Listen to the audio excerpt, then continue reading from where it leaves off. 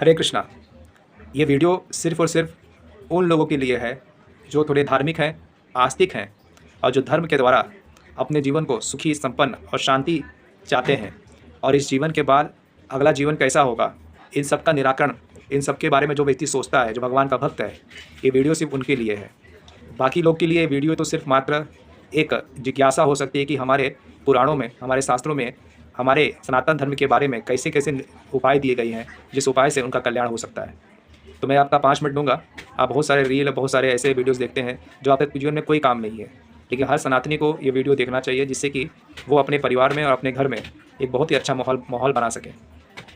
तो ये विषय है कलयुग, स्त्री और शूद्र, कि कैसे कलयुग स्वयं में जो ये करंट ये चल रहा है, जो काल चल रहा है, जो कालखंड चल रहा है, ये कलयुग कहा जाता है, कलयुग है। कौन सा युग है? कली का युग है। ये कलयुग स्वयं में बहुत श्रेष्ठ है, जिसे लोग कहते हैं कि कलह का युग है, लेकिन ये अपने में बहुत श्रेष्ठ है। और स्त्री कलयुग में पहले भी स्त्रियां हमेशा श्रेष्ठ थीं। किस लिए श्रेष्ठ थी, कैसे श्रेष्ठ थी, उसके बारे में हम बात करेंगे।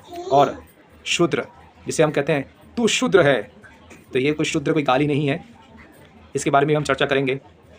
तो कलयुग, स्त्री और शूद्र कैसे श्रेष्ठ हैं, इसके बारे में आज हम जानेंगे।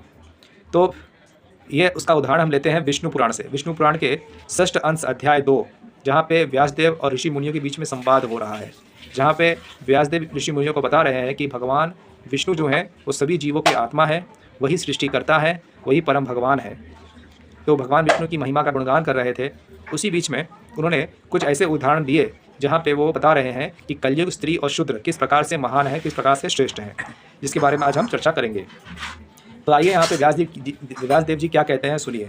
तो कहते हैं कि सतयुग में 10 वर्ष की तपस्या, ब्रह्मचर्य तथा जप आदि से जिस फल को प्राप्त किया जा सकता है, मतलब अगर आप सतयुग में होते, जहाँ पे लोगों की आयु 10 लाख वर्ष की होती है, उस समय अगर आप होते तो कम से कम आपको जब आप जंगलों में जाके, क्योंकि उस समय सतयुग में लोग तपस्या करते थे, जंगलों में जाके कठोर श्रम करते थे, कठोर तपस्या करते थे, कई दिनों तक भोजन नहीं करते थे, पानी नहीं पीते थे और तपस्या करते हैं, ब्रह्मचर्य का पालन करते हैं, जप करते हैं, हरे कृष्ण महामंत्र का जप करते हैं, जो भी जप करते हैं, मंत्र का अध्ययन करते हैं, और उनको ऐसा 10 वर्ष तक अगर तपस्या करेंगे, उस जितना फल उनको प्राप्त होगा, मतलब 10 साल तक जो मेहनत तपस्या करेंगे, जो उनको फल प्रॉफिट जो मिलेगा वो इक्विवेलेंट है, इसके बराबर है, सिर्फ 1 वर्ष की तपस्या से प्राप्त किया जा सकता है त्रेता युग में। जो यहाँ पे 10 वर्ष लगता है सतयुग में, त्रेता युग में सिर्फ 1 वर्ष की मेहनत करने से आपको उतना फल आपको प्राप्त होगा। वही द्वापर में उसे सिर्फ 1 मास की तपस्या से प्राप्त किया जा सकता है। द्वापर युग में तो सिर्फ और सिर्फ 1 महीना, कहाँ सतयुग में 10 साल, त्रेता में 1 साल और द्वापर में सिर्फ 1 महीना अगर आप मेहनत करेंगे तो वो फल प्राप्त होगा। उसी प्रकार तथा कलयुग में उसे 1 दिन और रात की तपस्या करने से फल प्राप्त किया जा सकता है।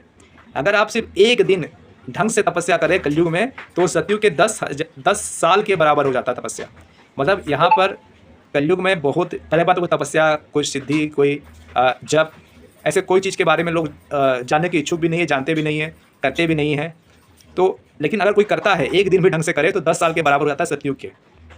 क्या करते हैं वो लोग, इसलिए मैंने कहा कि कलयुग श्रेष्ठ है। सतयुग में ध्यान करने से, त्रेता युग में यज्ञ करने से तथा द्वापर में पूजा करने से। हर युग का अपना एक विधि है, विधान है, जिससे कि आप धर्म करते हैं, पुण्य अर्जित करते हैं, भगवान को प्रसन्न करते हैं और इस संसार में वापस, इस दुखाले संसार में आप वापस नहीं आते हैं। सतयुग में आपको क्या करना पड़ता था, ध्यान, आपको किसी शांत जगह, जंगल में जाके, पहाड़ों में जाके आपको ध्यान करना होता था। त्रेता में आपको यज्ञ, एक राजा यज्ञ करता था, ब्राह्मण उसमें मंत्र पढ़ते थे, वैश्य उसमें धन देते थे, और शूद्र जो थे जिन्हें ज्ञान नहीं होता था। देखो अभी ये बात आता है शूद्र का, मैं आपको क्लियर स्पष्ट कर दूँ, शूद्र कोई एक जाति नहीं है, इसे जन्म से बाद में जोड़ा गया, पहले जन्म से नहीं था, ये गुण और कर्म से था। मतलब अगर आपको पढ़ने में रुचि है, शास्त्रों में रुचि है, शास्त्र पढ़ने और पढ़ाने में रुचि है, पठन पाठन यजन याजन इति ब्राह्मण ते कर्मणः, कि पढ़ने पढ़ाने, यज्ञ करने, कराने, दान देना, लेना और देने में अगर आपकी रुचि थी तो आप ब्राह्मण हैं। क्षत्रिय थे जो कहते हैं कि एडमिनिस्ट्रेशन, मतलब व्यवस्था करना, अपने देश की सुरक्षा करना, अपने नागरिकों की सुरक्षा करना, टैक्स कलेक्शन करना, कर लेना और उससे अपने देश की समृद्धि को बढ़ाना, ये सारे काम जो कौन करते थे, ये क्षत्रिय करते थे। और वैश्य कौन थे, वैश्य वो थे जो कृषि वाणिज्य, जो गौरक्षा करते थे, कृषि करते थे, जो व्यापार करते थे और जो धन अर्जित करते थे, उसका सारा क्रेडिट, सारा काम जो था वो वैश्य करते थे। कम्युनिटी, और कम्युनिटी जो व्यक्ति को मतलब बिजनेस करने में इंटरेस्ट है वो बन गया, वैश्य बन गया। फिर जब शूद्र की बात आती है, जिसको ना पढ़ने में इंटरेस्ट है, ना उसको यह करने में इंटरेस्ट है, ना उसके पास इतनी शक्ति नहीं है कि वो जाके उतना उसका एडमिनिस्ट्रेशन का पावर नहीं है, मैनेजमेंट का पावर नहीं कि वो क्षत्रिय बन सके। उसे सब लोग हर कोई बिजनेस भी नहीं कर सकता है। इसलिए देखो कलयुग में अधिकांश लोग नौकरी करते हैं। शूद्र में कलयुग में कलो जन्म जाते शूद्र है, तो कलयुग में सब लोग जन्मजात सब लोग शूद्र हैं यहाँ पे, क्योंकि हर कोई नौकरी कर रहा है, नौकरी करने वाले सब शूद्र हैं। तो शूद्र मतलब ये जो व्यवसाय नहीं कर सकता है, जो मैनेजमेंट से नहीं कर सकता है, और जो क्या बोलते हैं शास्त्र का अध्ययन नहीं कर सकता है, ऐसे ज्ञान याद नहीं कर सकता है। तो ऐसे बहुत से लोग समाज में मिलेंगे जो मजदूरी करना चाहते हैं। उन्हें पढ़ने दोगे तो उनसे नहीं होगा, ध्यान तप कराओगे तो वो नहीं कर पाएंगे। ये बिजनेस करने बैठो तो मैनेजमेंट नहीं कर पाएंगे। तो ऐसे लोग क्या समाज में उनको अछूता कर दिया जाए, उन्हें क्या भगा दिया जाए? नहीं, उनके लिए कहते हैं कि भाई आप इतना सब नहीं कर सकते, तो कम से कम आप जो भी आपको कहा जाए उतना तो आप कर सकते हैं। भगवान थोड़ी तो बुद्धि दिए हैं, तो आपको कहा भाई आप ये सामान को यहाँ से वहाँ कर दीजिए, इसको ये खड्डा खन दीजिए, ये गाय चला दीजिए, मतलब जो भी कार्य वो कर सकते हैं फिजिकली, जो भी फिजिकल काम कर सकते हैं, लोहार है, बढ़ई है, कारपेंटरी काम है, गड्ढा खुदाई काम है, घर बनाना है, जो भी मेहनत वाला कार्य है, वो सारे काम जो थे वो ऐसे जो मेहनत करते थे उन्हें शूद्र कहा जाता है। इसका मतलब ये नहीं कि वो बहुत गिरे हुए प्रजाति के लोग हैं, बस उनका काम है मेहनत करना, शारीरिक कार्य करते थे, वो शूद्र उनको कहा जाता था। तो शूद्र का काम था कि त्रेता युग में, द्वापर युग में, त्रेता युग में यज्ञ किया जाता था, तो उसमें ब्राह्मण मंत्र पढ़ते थे और क्षत्रिय जो थे वो यज्ञ करते थे, यजमान बनते थे और वैश्य दान देते थे, और शूद्र उसमें जो भी चीज़ की आवश्यकता पड़ती थी उसको लाके वो मेहनत करके देते थे। जैसे कि कारपेंटर है वो लकड़ी आहुति डालने वाली जो लकड़ी है वो देगा, ऐसा। तो और कहते हैं कि मतलब, और ये जब आता है अपना द्वापर युग में क्या होता था कि मनुष्य को पूजा करने से, भगवान का अर्च विग्रह की जो पूजा करते हैं, उस पूजा करने से जो आपको फल प्राप्त होता है वो फल मतलब ये विधि दिया गया है द्वापर युग का, अर्च विग्रह करने का। लेकिन जब कलयुग में आते हैं तो कलयुग में पहली बात लोगों की आयु कम है, तो आयु कम होने की वजह से और तपस्या करने का शरीर में इतनी ताकत ना होने की वजह से कलयुग में लोग ध्यान नहीं कर सकते, लोग जंगलों में नहीं जा सकते। और त्रेता युग में जो लोग यज्ञ करते थे उतनी शुद्ध चीज़ नहीं है जिससे आप यज्ञ करके भगवान को प्रसन्न कर पाए, ये कलयुग में पॉसिबल नहीं है। और फिर अर्चवेली की सेवा करना, भगवान की सेवा, ये सब करना तो चाहिए, ध्यान भी करना चाहिए, हमें यज्ञ भी करना चाहिए, भगवान अर्चवेली की सेवा करनी चाहिए, लेकिन इतना श्रेष्ठतम मार्ग नहीं है। अर्चवेली की सेवा जो है वो द्वापर युग में की जाती थी, क्योंकि उस समय शुद्ध चीज़ें थी। कलयुग में आए न शुद्ध घी है, न शुद्ध तेल है, न शुद्ध धूप है, न कुछ भी शुद्ध नहीं है, तो भगवान की सेवा करने में कहीं ना कहीं त्रुटियाँ रह जाती है, इतनी शुद्धता नहीं है। जो आप अर्चवेली की सेवा करते हैं, हमारे इस्कॉन मंदिर में जाइए, इतना बढ़िया से सेवा करते हैं, तो उस लेवल का स्टैंडर्ड मेंटेन करना आसान नहीं है। मुझे पता है कि कितनी समस्या होती है, कितना कठिनाई से वहाँ पे सेवा होता है भगवान के इस्कॉन मंदिरों में। तो कलयुग में क्या क्या कहा गया? कलयुग में केवल भगवान केशव का नाम संकीर्तन करने से प्राप्त किया जाता है। कहते हैं कलौ संकीर्ते है केशवम, भगवान केशव जो केसी के जो दमन करने भगवान श्री कृष्ण है, उनका सिर्फ कीर्तन मात्र से, हरे कृष्ण कृष्ण कृष्ण हरे हरे, हरे राम राम राम हरे हरे, सिर्फ ये मंत्र को जपने से, कीर्तन करने से, नाचने से, गाने से, मिल के करिए, अकेले करिए, जैसा मन करे वैसा करिए, बस उनके नाम को रटते रहिए, रटते रहिए। रटने से क्या होता है? ऑटोमेटिक आपका भगवान के प्रति रुचि बढ़ेगी, ऑटोमेटिक आपके अंदर शुद्धि आएगी, नाम रुचि बढ़ेगा तो आनंद भी अंदर से आएगा, शांति मिलेगी। अशांत से कुतः सुखम, जिससे शांति मिलेगी उसको सुख भी मिलेगा, जिससे शांति नहीं मिलेगी तो सुख कहाँ से मिलेगा? तो भगवान के नाम से आपको हर चीज़ प्राप्त हो जाएगी, इस संसार में भी सुखी रहेंगे, संसार के बाद भी सुखी रहेंगे। और यह धर्म के ऋषियों, कलयुग में थोड़े से प्रयास के द्वारा आध्यात्मिक पुण्य को प्राप्त कर लेता है, इसलिए मैं कलयुग से प्रसन्न हूँ। इसीलिए यहाँ व्यास जी कहते हैं कि मैं कलयुग में थोड़े मेहनत से भी बहुत बड़ा फल प्राप्त हो जाता है।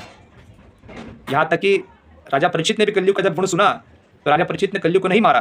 क्यों नहीं मारा? क्योंकि जानते थे कि कलयुग में लोग ऐसे प्राण अल्प शुक्ला वस्मिन्यु के जना, लोग की आयु कम है, झड़ीले हैं, आलसी हैं, मंद हैं, बुद्धि कम है, भागे हैं, ऐसे लोग को कुछ नहीं कर सकते। तो उनको हरिनाम थोड़ा सा मिल जाए तो कलयुग में फ़ायदा है।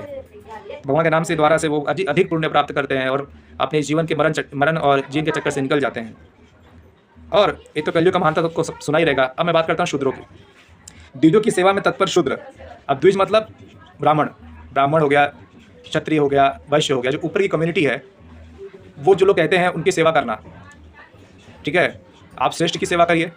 ब्राह्मण श्रेष्ठ इसलिए नहीं कहा गया है कि ब्राह्मणों में बड़ी कठिनाई है, ब्राह्मण के जीवन में बड़ी कठिनाई है। उसे यम, नियम, आसन, प्राणायाम, धारण, प्रत्याहार, मतलब बहुत सारे योग विधियां हैं, उनको शुद्ध रहना पड़ता है। उन्हें मन की शुद्धि, तन की शुद्धि और उनका नियम बहुत कड़क होता है। और जो राज धर्म में है, जो नेता हैं, जो मैनेजर है, उनकी जिम्मेदारी बहुत कठिन होती है, बिजनेस करना कठिन होता है। तो ये सब जो लोग हैं अपने धर्म को सही से पालन कर पा रहे हैं, नहीं कर पा रहे हैं, ये बहुत डिफिकल्ट है कि ये ढंग से कर रहे हैं कि नहीं कर रहे हैं। ब्राह्मण अगर ढंग से करेगा तो ही उसको फल प्राप्त होगा, क्षत्रिय अगर ढंग से करेगा, अपने वर्णाश्रम के हिसाब से अगर ढंग से करेगा तो मिलेगा, वैश्य को तब फल प्राप्त होगा जब वो ढंग से करेगा तो मिलेगा। लेकिन ये उसमें क्वेश्चन है, इसमें डाउट है कि वो इतना ढंग से कर रहे हैं कि अपने धर्म को पालन जो लोग तथा कहते हैं अपने को ब्राह्मण कह रहे हैं, क्षत्रिय कह रहे हैं, वैश्य कह रहे हैं, वो क्या अपने धर्म के अनुसार अपने व्यवसाय, अपने कर्म को पालन कर रहे हैं? क्या कोई क्षत्रिय है तो क्या कहीं झगड़ा होता था, क्या वहाँ पे जाके वो सॉल्व करवाता है? क्या बिजनेस में कोई धर्म के द्वारा अपना बिजनेस कर रहा है? कोई ब्राह्मण यम नियम का पालन ढंग से कर रहा है क्या? नहीं कर रहा है, बहुत मुश्किल है कलयुग में। लेकिन वही जो शूद्र है, उसको ना नियम का पालन करना है, ना उसको एडमिनिस्ट्रेशन में कुछ काम करना है, ना उसको कोई बिजनेस करना है। उसका काम तो सिर्फ इतना है कि वो, आपने कहा कि भैया ये सामान को यहाँ से वहाँ रख दो, इकट्ठा खन दो, ये सामान को इधर लेके आओ। शूद्र का काम यही कि बस वो लोगों की जो बातें कही गई हैं, नौकर क्या होता है? जो अपना सेठ कहता है कि भाई ये काम कर दो, काम कर दिया, हो गया। तो शूद्र अगर किसी द्विज ब्राह्मण, किसी वैश्य और क्षत्रिय का सेवा करता है, जो लोग धर्म का कार्य कर रहे हैं, तो मात्र सेवा करने से उसे फल प्राप्त हो जाता है। नारद मुनि का सिद्धांत आता है, उदाहरण आता है, जहाँ पे नारद मुनि द्विजों का, ब्राह्मणों का, ऋषियों का सेवा करने से उनका कल्याण हुआ था। वे शूद्राणी के पुत्र थे, लेकिन उन्होंने साधु की और सेवा की, ब्राह्मणों की सेवा की और उनका कल्याण हुआ। उसके बाद आता है कि स्त्रियों को केवल अपने भक्त पति की सेवा करने मात्र से बिना प्रयास के धर्म की सिद्धि प्राप्त हो जाती है। अब जो भी स्त्री है उसे क्या करना है? उसे, जो उसका पति है, जो भक्त है भगवान का, बस उसकी सेवा करनी है। अब प्रश्न आता है कि उसकी सेवा करनी है तो लोगों का नाक चढ़ जाएगा कि भाई पति की सेवा करने कह रहे हैं। अरे ठीक है ना, तो क्या करना है, क्या सेवा में? आपको भोजन बना के देना है उसको, तुम भी भोजन करती हो, उसको भी भोजन करवा दो, और जो तुमको चाहिए उसको भी वही चाहिए, बात खत्म। जो अच्छे से रहो, अच्छे से बात करो, अच्छे से बोलो, दैट्स ऑल। उससे और क्या चाहिए? तो जो पत्नी की, जो पति भक्त हो, लेकिन पति अगर भक्त हो तो बहुत उत्तम है, तो श्रेष्ठ है। तो पतियों के भक्त बनना चाहिए, यदि पत्नियों का लाभ हो। आपके भक्त बनने से काफ़ी लोगों को लाभ मिलता है, इसलिए हर पति को भगवान का भक्त बनना चाहिए। भारत में तो अधिकांश लोग भगवान के भक्त हैं, तो अगर है और पत्नी आपकी सेवा कर रही है तो पत्नी का लाभ होगा। अगर पति भक्त नहीं है तो भी पत्नियों का धर्म है कि वो पति की सेवा करे, प्रयास करे, जितना हो सके उतना मैनेज करे। डिवोर्स, एलिमनी, आजकल कितने सारे केस हो रहे हैं, बचिए उससे। इसलिए ये तीनों मुझको धन्यतर रूप से अभिमत हैं। सतयुग आदि में द्विज जातियों को धर्म का संपादन करने में अत्यंत क्लेश होता है। तो जो ये द्विज जाति है, जो ब्राह्मण है, इनको बहुत क्लेश होता है अपने जीवन में धर्म का पालन करने में, इतना आसान नहीं होता उनका।